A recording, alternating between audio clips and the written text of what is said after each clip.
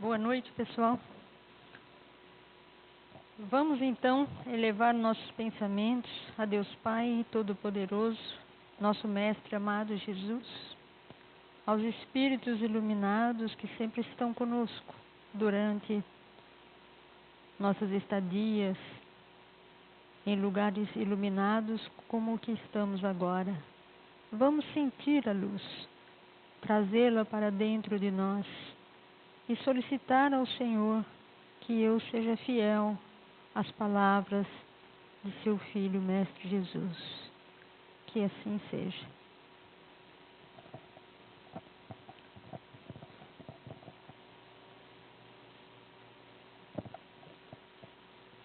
Deixa eu ver se está tudo funcionando. Bom, aos que já assistiram às duas outras palestras, nós ficamos aqui acertados de que toda segunda quarta-feira do mês nós passaríamos uma das palestras elencadas naquela planilha que já foi mostrada para todos vocês. Então, nós vamos começar primeiro, não é? Então, nós estamos aqui no episódio número 3. E vamos passar um pouquinho o que nós já vimos no episódio 2 e 1, muito rapidamente. Então, tudo começa com a nossa chegada na Terra, não é? Com a nossa malinha da nossa bagagem moral. Nós temos um ponto de partida, não é? Temos a bagagem moral, temos o livre-arbítrio. Um lado os vícios, outro as virtudes. De um lado o império dos prazeres, o outro o verdadeiro reino. Temos lá o ponto de chegada e temos diversos caminhos, e quanto mais nos distanciamos, mais difícil chega passar do lado esquerdo para o lado direito. Sabemos também que o livre-arbítrio é o que comanda todas as nossas decisões. E é ele também que ele é mexido pela bagagem moral. Porque quanto mais a nossa bagagem moral melhora, o nosso progresso espiritual melhora, melhor o nosso livre-arbítrio. Nós podemos arbitrar de forma melhor sobre tudo aquilo que nos acontece e todas as decisões que temos que tomar. Nós passamos pelas parábolas dos talentos e das minas, não é? E deixamos 3 informações que elas nos trazem assim muito fortemente. Seriam os deveres que nos assistem, não é? Quando chegamos à Terra com os talentos que nos são dados. A multiplicação das virtudes, que é o que nosso Pai espera de nós. E naturalmente a evolução espiritual. Passamos também por uma segunda palestra, que eu já vou dizer o nome já, não é? Onde a gente diz que sempre temos recomeços. Que a gente não, mesmo estando do caminho errado, nós podemos ser chamados e de uma hora para outra começar a melhorar, não é? Todas a parte das nossas virtudes e nós chegarmos aqui ao caminho da direita, dando sempre um novo ponto de partida para a nossa existência. Falamos de um que foi chamado, não é? Que foi Paulo de Tarso. E Saulo, ele se chamava Saulo antes e depois ele virou Paulo de Tarso. E no livro Paulo e Estevão é contada toda a história de o que ele era, não é? Naquele caminho da esquerda, do império dos prazeres e dos desvios, não é? E depois, quando ele foi chamado, as atitudes que ele tomou para que chegasse a Deus muito mais rapidamente. Esses eram os trabalhadores da última hora. E nós deixamos aqui que nós podemos ser chamados a qualquer hora. O que se espera de nós é o trabalho produtivo, de qualidade, na independência do tempo. Quer dizer que não basta só nós estarmos numa religião ou qualquer coisa que seja durante vidas e vidas e vidas, mas não produzirmos com produtividade e com qualidade, nós podemos muitas vezes estar mais atrasados do que aqueles que são chamados e rapidamente começam a trabalhar desta forma. Então, aqui fica qual será a número 3, que nós já sabemos, não é?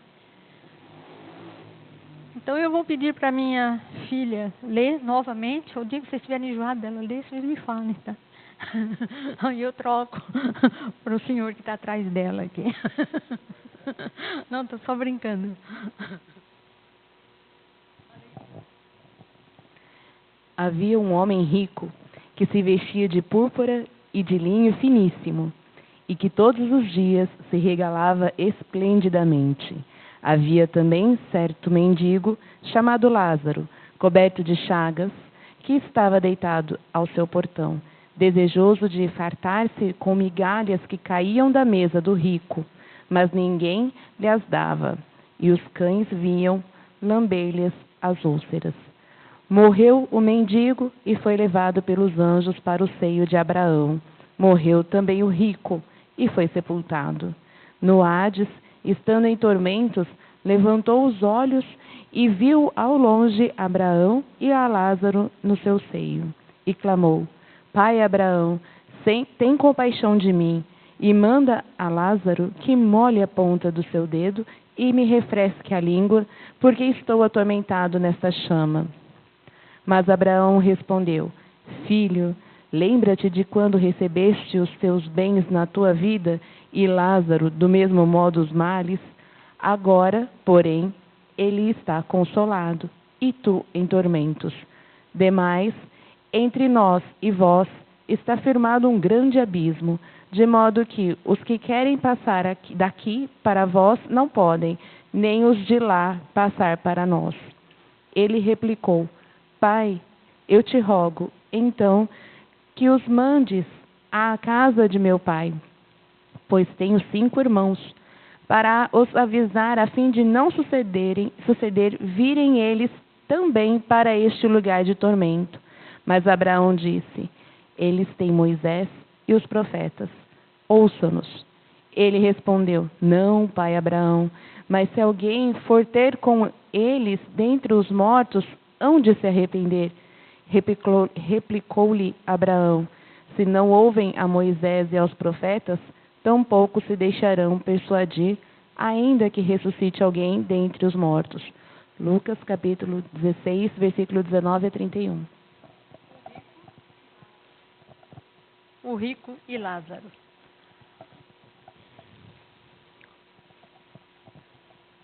Como nós já dissemos outras vezes, não é? As parábolas elas eram utilizadas por Jesus para ilustrar ao povo os seus ensinos de um jeito mais fácil de ser entendido.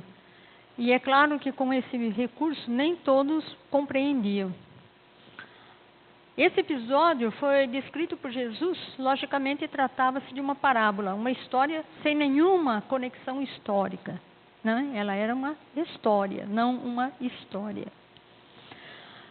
Lembrem que quando nós falamos da última palestra, eu falei que cada palestra era uma noz, que nós deveríamos abri-la para ver o que tinha dentro. Essa palestra ela é um pouco mais complicada do que as demais. Ela parece simples, mas ela tem uma conotação muito forte que nós vamos ver hoje. Eu até consideraria ela uma castanha do Pará, que é muito mais difícil de abrir. Então, esta vez, nós fomos para estudando a Bíblia à luz da doutrina espírita. O Espiritismo com Jesus e Kardec, de Jefferson Moura de Lemos. Nesta passagem, Jesus falava a uma multidão de pessoas, de diferentes grupos e classes. Entretanto, o ensinamento da parábola tocava mais diretamente os fariseus, que eram o maior grupo religioso judeu da época. Então, todo aquele palavreado existente na parábola era justamente porque ele estava falando aos fariseus. Acreditavam na imortalidade da alma, na ressurreição e na existência dos anjos.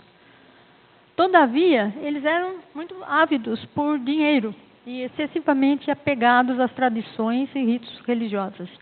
E muitas vezes nem mesmo eles cumpriam de maneira coerente, que é quando Jesus fala a eles: se vocês não ouvem Moisés, não é? Como é que vocês vão ouvir qualquer outra coisa? Utilizando-se das crenças farisaicas, o mestre divino conta uma história de cunho moralizante, sempre, né? E também doutrinário, para o esclarecimento geral de todos que o ouviam. Nela confirma, veja que importante, a veracidade da imortalidade da alma, mostrando um homem rico, sofrendo consequências de uma vida egocêntrica no além-túmulo, e outro chamado Lázaro, que na terra viveu na miséria, mas que naquele momento estava ao lado de Abraão. Os dois estavam separados por um abismo intransponível. E essa é a figura aonde nós podemos ver o que eles pensavam quando Jesus falava, da forma como eles estavam. Os adeptos de outras crenças do cristianismo utilizam esta lição como argumento para abalizar uma provável condenação do espiritismo. Opinião que obviamente carece de fundamento, como veremos. Então a nossa ideia é trazer a parábola no contexto espiritual, no contexto da doutrina espírita. Certo? Porque é muito fácil a gente chegar aqui e dizer o que aconteceu e tal, mas e do ponto de vista espiritual, o que nós temos a aprender? Analisamos a narrativa, vemos que a parábola, ela demonstra que a vida espiritual existe e que os espíritos estão conscientes após a sua morte. Vocês concordam com isso, pelo que nós vimos? Não é? Os personagens são espíritos desencarnados. Era deles que Jesus estava falando. O Espiritismo confirma que a vida continua após a morte, na sua plenitude e consciência. Certo? Eles tinham consciência do que tinha sido a vida deles antes da morte.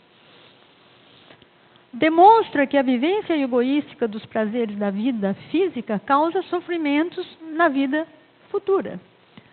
O Espiritismo ensina que não basta apenas se abster de prejudicar o próximo. A inatividade, isto é, não fazer o bem, já é um mal.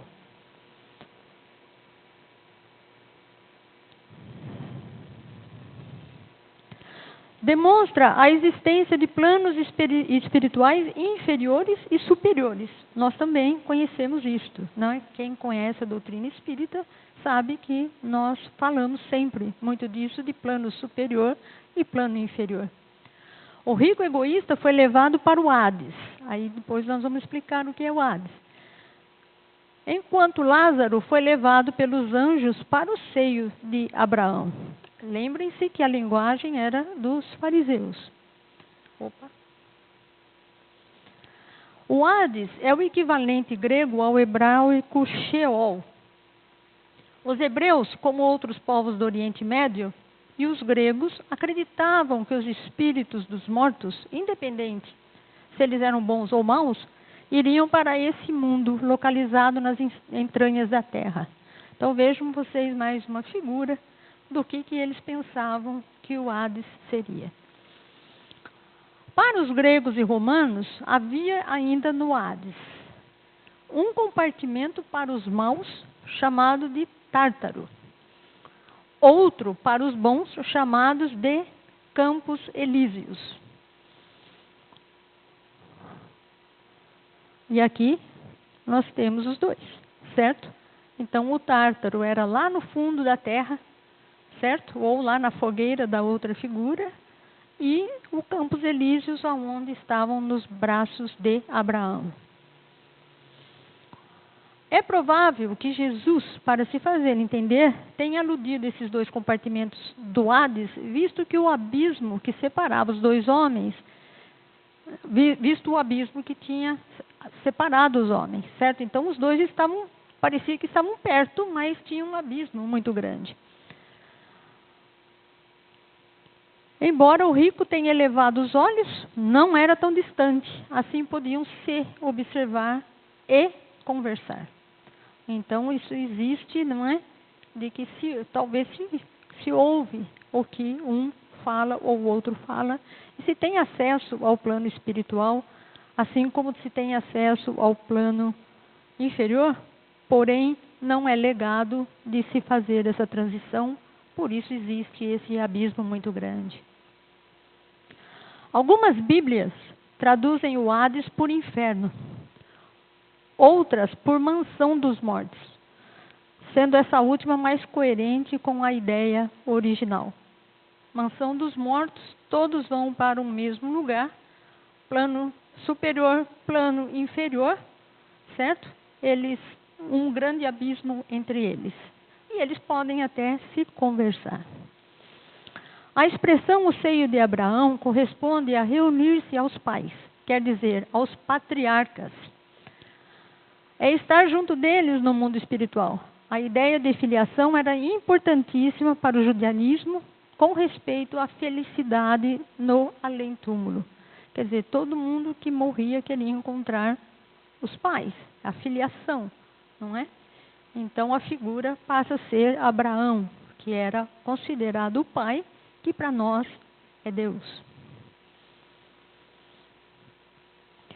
O Espiritismo ensina a existência de planos espirituais inferiores e superiores. Após o desencarne, irá encontrar-se no plano em que sua consciência o colocar. Podemos, inclusive, reencontrar os familiares, dependendo do merecimento e do nível evolutivo em que estejam. As duas partes.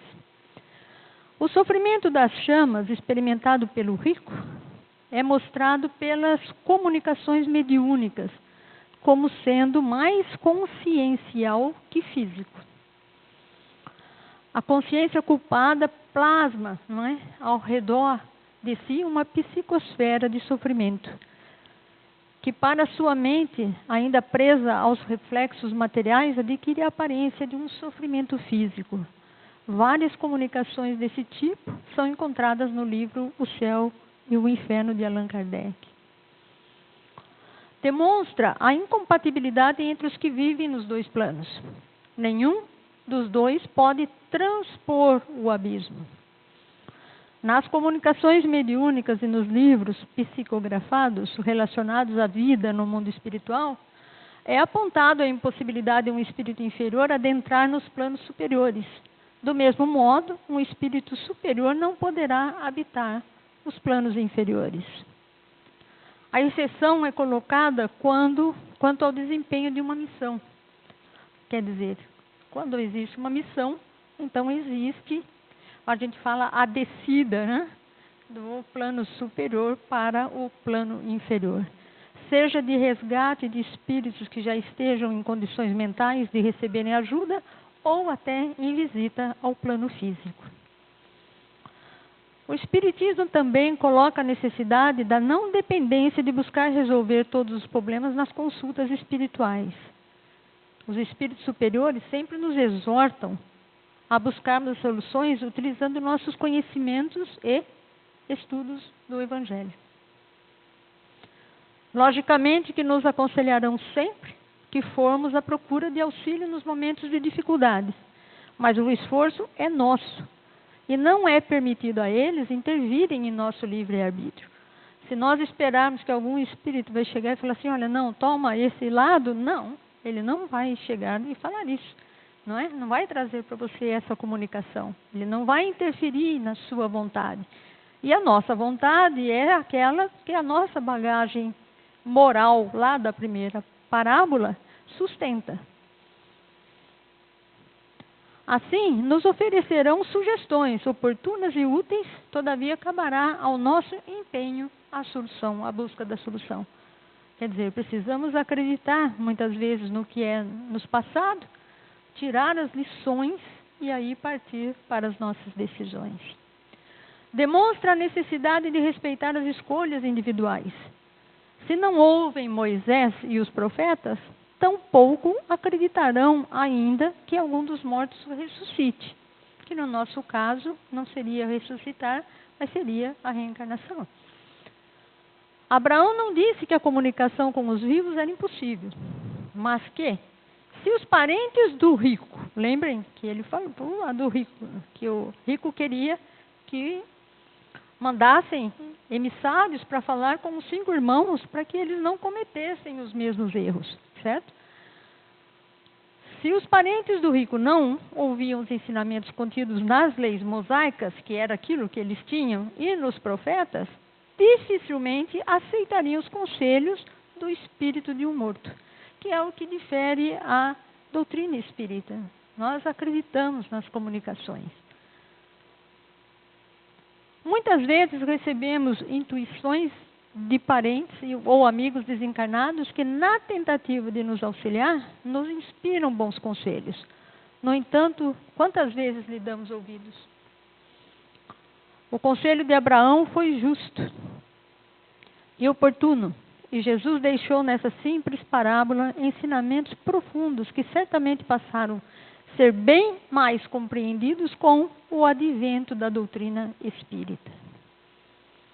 Quanto à sua ressurreição, os fariseus divergiam em várias opiniões a respeito. Uns acreditavam na reencarnação como o nome de ressurreição, outros ressurreição propriamente dita, e outros achavam que ressuscitar era ressurgir do espírito, certo? Que está lá também no Evangelho segundo o Espiritismo. E falam desta forma, porque os saduceus dizem que não há ressurreição, nem anjo, nem espírito. Mas os fariseus reconhecem uma e outra coisa. E originou-se um grande clamor. E levantando-se os escribas da parte dos fariseus, contendiam, dizendo: nenhum mal achamos neste homem, e se algum espírito ou anjo lhe falou, não resistamos a Deus. Assim, nada há nessa passagem bíblica que reprove o espiritismo. Ao contrário, mostra total concordância com a codificação espírita. E aqui estão todas as nossas reencarnações, não é? Sempre lembrando que Deus é justiça e também é misericórdia. E nos dá as chances de cada vez nos encontrarmos. São todas as reencarnações. O rico realizava diariamente lautos banquetes, né? Aqueles banquetes enormes, não é? Com seus amigos. E jamais se preocupou com a situação aflitiva de Lázaro, que diariamente se postava nos portões da sua casa, aguardando pacientemente que os criados atirassem os restos de repasto para ele poder saciar a sua fome. Poderia ter feito muito mais, não é? Ao desencarnarem, né, então o que aconteceu? Lázaro ascendeu às regiões elevadas do plano espiritual, que os judeus consideravam ser o seio de Abraão, pois, consoante os ensinos explícitos no Sermão da Montanha, bem-aventurados serão aqueles que passam fome, porque serão fartos. O rico, que não havia aplicado seus sentimentos de amor ao próximo, foi expiar, em penoso processo de remorso, o mau uso que fez do depósito do qual Deus havia lhe confiado de forma temporária. Quando Jesus Cristo afirmou: é mais fácil um camelo passar pelo fundo de uma agulha do que entrar um rico no reino dos céus, obviamente se referiu a essa classe de ricos, egoístas e avarentos, e muitos mais outros, não é? E não aos ricos que fazem com que suas fortunas sejam uma fonte perene de bens e que favoreçam os menos aquionhados de bens materiais. Jesus naturalmente conhecia Lázaro, não é? Ele fala do mendigo e ele chama o mendigo de Lázaro. Ele conhecia Lázaro. Já o rico da parábola era um rico genérico. Ele não deu nome ao rico, certo? Simplesmente um rico genérico. Mas Lázaro ele conhecia. aos pobres o céu e aos ricos o inferno, não foi isso que Jesus disse, porque o rico era um rico genérico. Mas Jesus também conhecia Zaqueu, certo? E Zaqueu era um mercador rico, certo? E Zaqueu subiu na árvore para ver Jesus passar. E Jesus chamou Zaqueu e falou: vou até a sua casa, eu jantarei contigo, não é? E todos os fariseus, os que estavam em volta dele, não é, ouvindo as parábolas, acharam uma coisa complicada, porque se ele dizia que os ricos iriam para o inferno, não é? Como é que Zaqueu, ele convidava Zaqueu para descer e dizia que ia à casa de Zaqueu? Porque ele também conhecia Zaqueu. O que quer dizer isso? Todos nós somos conhecidos por Jesus, certo? A nossa alma, ela é conhecida, certo? Então, quando chamam a Cristina Morimoto, não é? E se você pensar nisso, Jesus está lá e Jesus conhece Cristina Morimoto, conhece sua alma, conhece seu histórico. Naquele episódio da Maria Madalena, quando ele disse que atire a primeira pedra quem nunca teve pecado, ele estava somente olhando para os pecados daqueles que estavam ali à volta, ou Jesus lia os pecados de cada um na alma de cada um. Quanta coisa a gente vem trazendo, não é, de encarnações anteriores. E ainda fazemos o possível para estragar mais ainda nessa, não é? E fica tudo lá. Voltamos à Terra intoxicados, não é? Com todo esse monte de ações que tomamos, atitudes adversas, não é? Ao caminho que Jesus nos indicou. E nós queremos tudo de presente, não é? Então, Jesus pediu para Zaqueu: desça da árvore, venha, eu vou jantar contigo. A partir daí, o que aconteceu com Zaqueu? Ele sabia que Zaqueu era uma pessoa que tinha condições, não é, de fazer alguma coisa a mais. Não pelo fato dele só ser rico, e abundantemente rico, vamos dizer, que ele não tinha ali dentro dele o potencial de fazer alguma coisa com tudo aquilo que ele tinha. E que foi que aconteceu? Não é? Zaqueu, após tudo isso, ele também mudou muito, não é? Ajudou os pobres, fez uma série de coisas que está lá também no Evangelho segundo o Espiritismo. Então, na verdade, Jesus, quando enxerga as verdadeiras chagas, quase sempre estão em nossos corações. Quando eu estou na frente de um outro ser humano do meu lado, não é? Então, nós enxergamos tudo aquilo que tem ali, não é? O quanto ele estudou, o quanto vem aqui na nossa casa, o quanto se dedica, em uma série de coisas desse tipo, mas nós não conhecemos as chagas, não é? Jesus conhece as chagas. Então, quando nós conversamos com Jesus, não é? Nós precisamos ter essa conotação, que Ele nos conhece mais do que nós nos conhecemos. Ainda dos dizeres de Jesus, ele diz: é mais fácil um camelo passar pelo buraco da agulha do que o rico entrar nos reinos dos céus. Bom, eu procurei um pouco para trazer aqui para vocês o que queria dizer, o que ele quis dizer, né, com essa, mais uma metáfora, né, vamos dizer, um dizer antigo.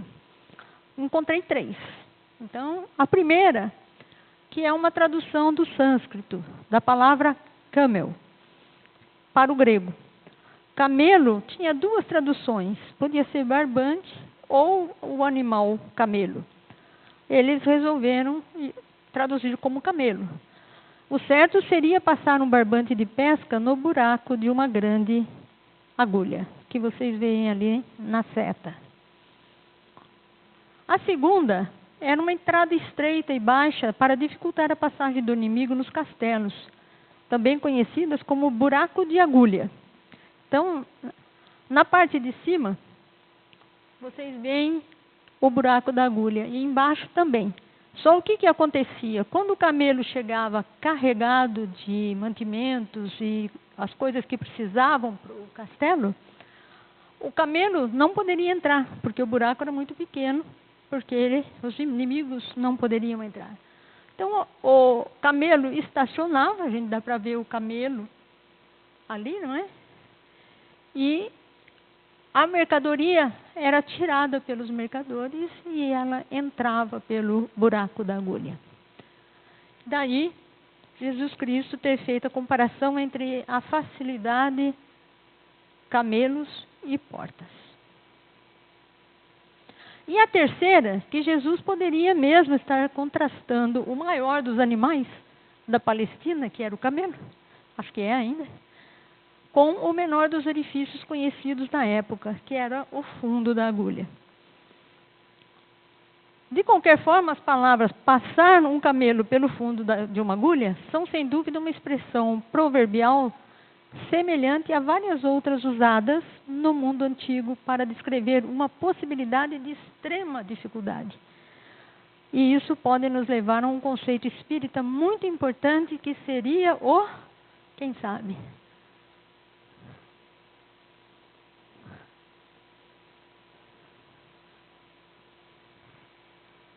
Da porta estreita, certo?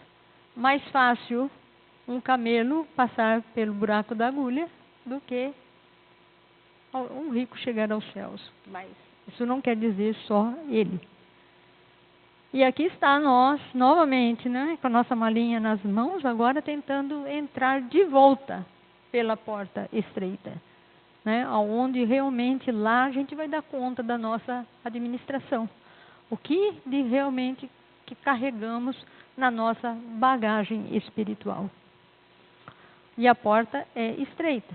E outro dia eu li alguma coisa de Emmanuel, que falou assim, que ele falava, ele passou uma psicografia onde dizendo: queridos irmãos, a porta continua estreita. Ela não se alargou. O problema não está nas riquezas em si, mas no apego indevido a elas. E essa era a razão do porquê para um rico seria muito difícil chegar aos céus. Então ficamos com algumas questões: a aplicação dos sentimentos e as suas consequências, o apego e a transitoriedade dos bens e a porta estreita. A vida espiritual existe. Então nós precisamos trabalhar de forma que a gente não conhece o passado, mas lá em cima conhecem o passado. E nós temos um futuro imenso na nossa frente, onde a gente pode fazer as nossas tentativas de passar pela porta estreita. Aqui está, não é? A minha cunhada falou que esse negócio aqui é muito confuso, não é? Quando se coloca tudo isso, mas eu achei um gráfico, um jeito de graficar de uma forma que todo mundo entendesse, certo? Então aqui nós temos tudo aquilo que nós vimos no começo lá, não é? Inclusive com o novo caminho, as duas parábolas, né? A bagagem moral, aqui do lado direito, né? E a do Senhor das Vinhas, não é? Que eu coloquei justamente onde tem a segunda partida, ou tantas partidas quanto forem necessárias. E o nosso amigo, o homem rico, ele fica bem lá no cantinho esquerdo, não é? Fazendo quase que um julgamento, mas não é. É porque quando nós tivermos todas as parábolas, a gente vai estar todas elas mostrando aonde que nós estamos levando o desenvolvimento, não é? Por cada parábola que Jesus trazia. E a parte de cima, então, por que o rico? está lá do lado esquerdo, porque lá estão os vícios. E o pai dos vícios, naturalmente, é o egoísmo, certo? E do outro lado, as virtudes, né, que é mãe do altruísmo. Aqui está a bibliografia, chegou ao fim, obras de Allan Kardec, O Espírito com Jesus e Kardec, de Jefferson Moura de Lemos. E lembrando para todos vocês que o nosso intuito, né, é compreender as parábolas, percorrendo o caminho do entendimento com Jesus, que é a melhor coisa que existe. E aqui estão listadas todas as parábolas, não é? E a próxima será a ovelha perdida, no dia 12/12. Espero que vocês tenham gostado, que deu para aprender alguma coisa, e eu agradeço pela atenção. Obrigada.